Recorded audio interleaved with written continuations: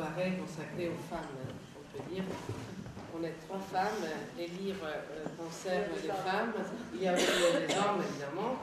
Et donc c'est vraiment cette soirée consacrée à la présentation de ces 2 livres magnifiques, publiés en italien, j'espère qu'ils seront publiés en français, de Michela Marzano, professeur de philosophie à l'université Paris-Sud Descartes, et Anaïs Ginori, journaliste au service international au quotidien italien La Repubblica, écrivain. Ce qui se passe, c'est que pour la première fois depuis longtemps, les femmes ont l'impression d'être menacées, d'être plus fragiles. Elles avaient des droits qui ont été conquis dans les années 70, au début des années 80, et ces droits sont remis en question. Elles avaient une idée de parité qui était plus ou moins en train d'avancer dans la société, et cette parité est continuellement aussi menacée. Elles avaient en quelque sorte changé l'image de la femme, la représentation de la femme, et sur ça le travail de Michela Marzano est beaucoup plus approfondi de celui que j'ai fait. Mais les femmes reviennent à l'intérieur d'un cliché, de stéréotypes qui sont évidemment qui réduisent l'identité de la femme et ce qu'elle représente dans la société. Qu'est-ce qui se passe? Qu'est-ce qui est en train d'arriver? Où sont les femmes? C'est-à-dire le sentiment d'une sorte de transparence, comme si les femmes avaient arrêté d'être présentes sur la scène publique, sauf évidemment à appartenir à une catégorie particulière, c'est-à-dire ce qu'en italien on appelle les veline. Alors c'est un terme assez intraduisible en français, mais c'est un peu les femmes potiches qui occupent la scène télévisuelle, qui sont très belles certes, mais dont l'autre caractéristique est de se taire. Quelle est alors la spécificité de l'Italie? C'est qu'il n'y a pas un contre-modèle. Il n'y a que ça, dans le sens où même à la télévision, même dans les débats publics, on réintègre ces mêmes modèles très pauvres d'une femme objet, d'une femme corps, qui est censée être présente sur la scène publique uniquement en tant que poupée. C'est comme s'il y avait une impossibilité d'une présence autre que celle liée à son propre corps et à sa propre sexualité. D'où effectivement les titres que j'ai choisis, qui d'ailleurs c'est une traduction du français Baudelaire, Sois belle et tais-toi. Pourquoi l'Italie d'aujourd'hui offense les femmes? Et en fait, la réponse est l'Italie parmi les autres. Mais c'est juste pour ne pas monopoliser. Parmi les autres réponses, l'Italie d'aujourd'hui offense les femmes parce que l'Italie d'aujourd'hui empêche aux femmes qui ne correspondent pas à un modèle bien précis d'occuper d'une autre façon la scène publique. On prend comme date, disons, symbole, le premier programme, je ne sais pas s'il y a des Italiens ici qui le connaissent, c'est Drive-In. C'était un programme qui avait...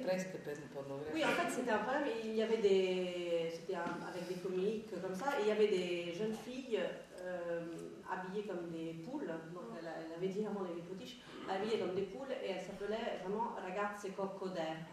En fait, ça a donné des résultats sur les nouvelles générations. Et il y a eu comme une prise de conscience très tardive qui est en fait de ces dernières années. En fait, un livre qui est sur les femmes, mais qui est surtout sur l'Italie. Et c'est sur un pays bloqué.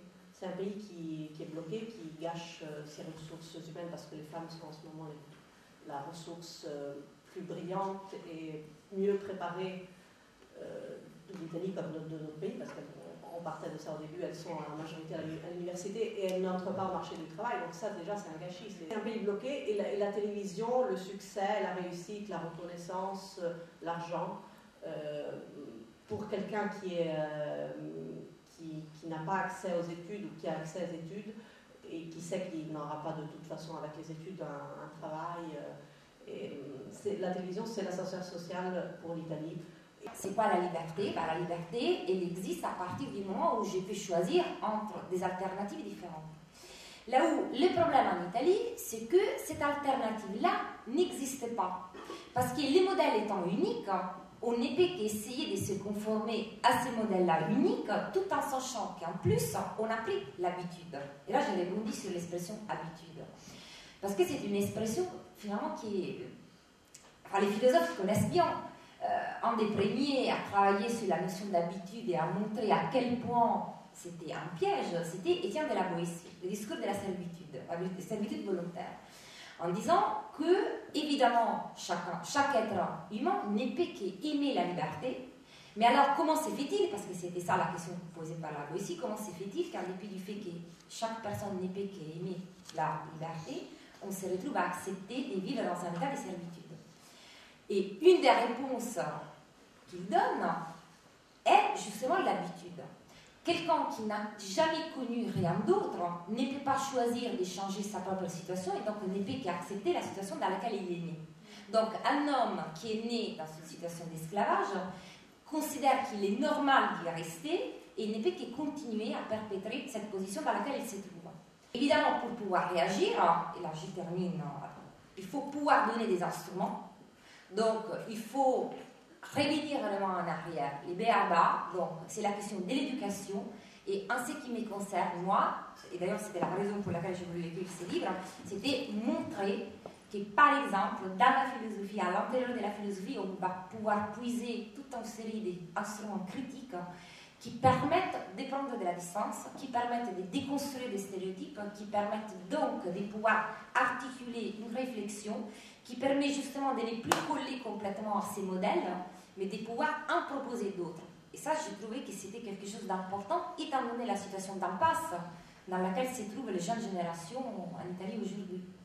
Je parle du syndrome de la première de la classe, qui est quelque chose que nous portons derrière et qui du coup fait que nous culpabilisons à chaque fois que nous n'arrivons pas à tout tenir. Et tout tenir signifie être au top au niveau de la vie professionnelle, être capable de gérer sa propre maison, être disponible pour nos enfants, être capable de ne pas nous faire tromper par notre compagnon parce qu'il y a une fille plus jeune qui passe.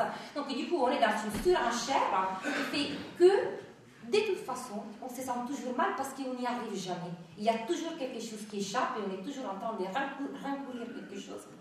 Parce qu'au bout d'un moment, on s'essouffle. Et si j'ai parlé si vite, c'était parce que je voulais aussi donner physiquement les sentiments de l'essoufflement dans lesquels on est, à partir du moment où on cherche tout le temps à courir derrière quelque chose. Il faut bien que je respire. C'est quelque chose qui est très marquant. Vraiment, il y a un manque de communication. Il y a eu un manque de communication et maintenant il y a un manque de compréhension entre les femmes, disons d'un certain âge, et les jeunes. Et elles ne se comprennent pas vraiment. Aujourd'hui, on est plutôt dans une société autonome où les gens sont censés pouvoir choisir quel est leur propre projet de vie. Sauf que donner son consentement, lorsqu'on donne son consentement, on le donne toujours à l'intérieur d'un contexte déterminé. C'est-à-dire qu'il y a toujours les contraintes socio-économiques, les contraintes culturelles, les contraintes psychologiques. On ne choisit pas dans les vides, on choisit à l'intérieur d'un contexte donné. Donc, évidemment, il faut pouvoir analyser ces contextes-là pour pouvoir comprendre de quel genre de liberté sommes-nous en train de parler.